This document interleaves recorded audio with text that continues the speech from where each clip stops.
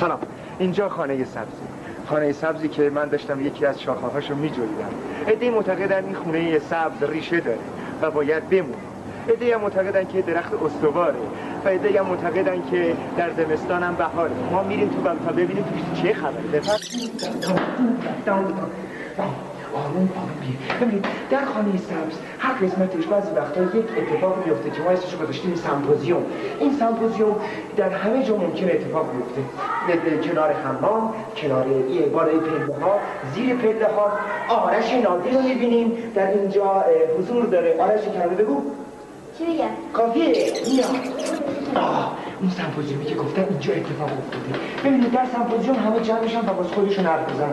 ممکن اصلا برای هم دیگه گوش نمیدن ولی فقط حرف میزنن. اونا به خاطر اینکه کم کار بکنن. بیاین وقتی دست موسا میره بالا وقت جون شما شاهد یکی از این سمپوزیوم هستید. ببینید خانم محمدی دو شدن بیژن بیرنگ با زلفای آشفته شبیه بتوون مثل شیر قران و بعضی وقتا و سیگار ترک کرده آدامس میجوه.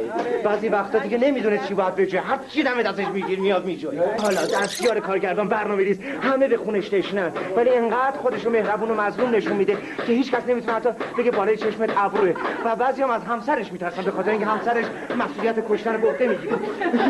و آتنه فقیه نصیری آروم ساکت مظلوم ولی بعضی وقتی یک شمشیری داره که میکشه بعدی که همه چی با خودت بعد خانم مهرانه من اینطور موقر متین خشن قد بلند روسری خردلی بله و خانم اکرم محمدی که از نورپردازان برجسته ایرانی.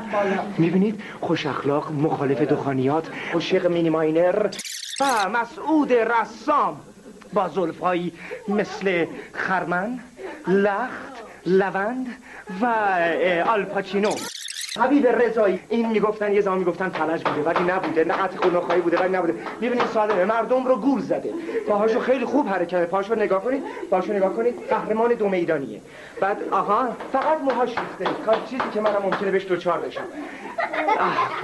میبینید اینم جد بزرگه.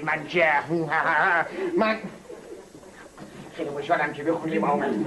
احساس میکنم که بالاخره منم تثبیت شدم منم ثبت شدم توی تاریخ. قربونتون برم بس دیگه مریم شکرایی همسر قدرتمند و در این حال متواضع و خندان همایون ایزدخان. ولی خشن بیره خونخوار ولی مهربان تر از برگ گل. دارن دست میکنن تو کیفشون. ما داشتیم میخوایم تو کیفشون چیه؟ تو کیفشون رو نگاه میکنیم.